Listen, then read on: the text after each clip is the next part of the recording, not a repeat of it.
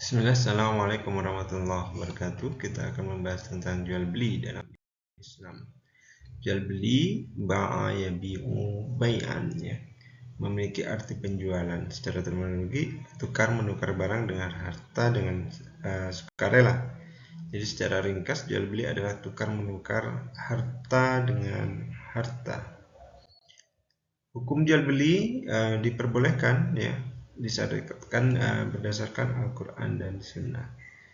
Jual beli termasuk akad yang harus diperhatikan dan diketahui hukum dan segala mencari kebutuhan hidup, sebab seorang mukallaf tidak akan bisa lepas dari jual beli. Jual beli bisa wajib hukumnya jikalau dengan melakukan transaksi jual beli ini akan memberikan menjaga jiwa raga dari kebinasaan, seperti misalnya pakaian, makanan, minuman, dan seterusnya. Di dalam Al-Quran juga dijelaskan tentang jual beli ini ya. Namun kalau di dalam Al-Quran jual beli ini bersanding dengan riba ya. Karena antara jual beli dan riba ini memiliki kesamaan, yaitu untuk mendapatkan keuntungan. Adapun wa ahallallahu al-bai'a wa harrama riba, Allah menghalalkan yang al-bai' jual beli, namun kemudian mengharamkan yang transaksi dengan cara riba ini ya. Mengapa sih riba ini kemudian diharamkan? Karena di dalam riba itu ada perbuatan batil, di mana seharusnya di dalam transaksi jual beli itu ada syarat, yaitu antara din minkum, yaitu suka sama suka, sehingga tidak ada yang dirugikan, tidak ada yang kemudian dibohongi dan seterusnya ya. Jadi kalau jual beli ini harus transaksinya benar-benar betul, seperti misalnya ada sigot akad, ada dua orang berakad, ada barang yang diakadkan, dan barang itu tentunya juga harus sesuai dengan syaratnya, yaitu suci, bermanfaat, milik dari orang yang berakad, bisa diserahkan, artinya kemudian jelas barangnya, bentuknya diketahui, dapat dilihat, dipegang, dan seterusnya, sehingga antara penjual dan pembeli itu memang benar-benar sudah tahu kondisi daripada barang itu. Demikian juga syarat sahnya ini tadi, saling meridai antara din minkum. Terus kemudian berniat tidak karena bersenda gurau atau main-main. Akad dilakukan harus orang yang memiliki harta.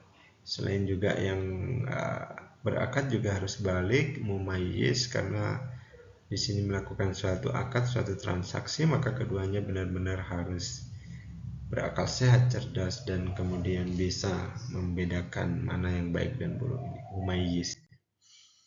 Prinsip jual beli dalam Islam adalah pada dasarnya mubah kecuali ada dalil yang mengharamkan. Jual beli mewujudkan kemaslahatan, menetapkan harga yang kompetitif, meninggalkan intervensi yang dilarang, menghindari eksploitasi, memberikan kelenturan dan toleransi, jual beli jujur dan amanah. Jadi prinsipnya dalam jual beli dalam Islam ini, apapun itu yang memberikan kemaslahatan, memberikan kebaikan baik antara penjual maupun yang pembeli dalam melakukan transaksi itu, yang dimana itu dibungkus dengan kejujuran, amanah, kemudian juga tidak ada saling sesuatu yang dirugikan, maka itu dapat dibenarkan dan diperbolehkan dalam Islam kalau transaksi tersebut demikian adanya.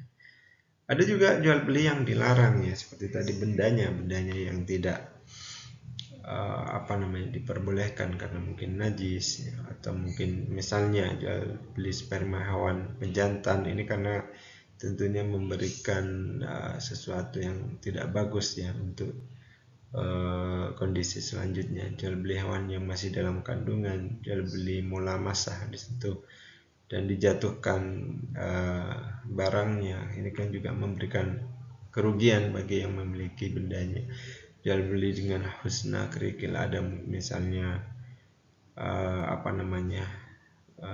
barang tertentu yang kemudian harganya mungkin diturunkan, dan jual beli dengan dua penjual akad. Kemudian juga mengandung unsur gharar, ada penipuan. Jadi intinya jual beli yang dilarang di sini adalah jual beli yang memang ada unsur yang tidak ada antara din minkum, sehingga ada yang dirugikan, kemudian ada juga unsur kebohongan dan penipuan di dalamnya, ya.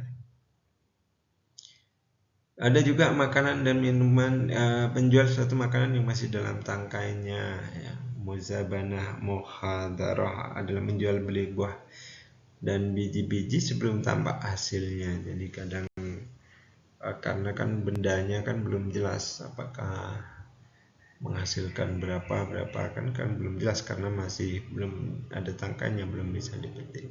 Sebagaimana di dalam hadis Nabi ini, ya, dari Anas bin Malik, sesungguhnya Nabi berikan melarang jual beli muhakalah, muhadara, muhabazah, dan muzabanah seperti dijelaskan di atas ini.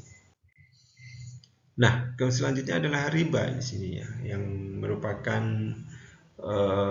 kebalikan daripada jual beli, yang dimana Allah kemudian mengharamkan riba.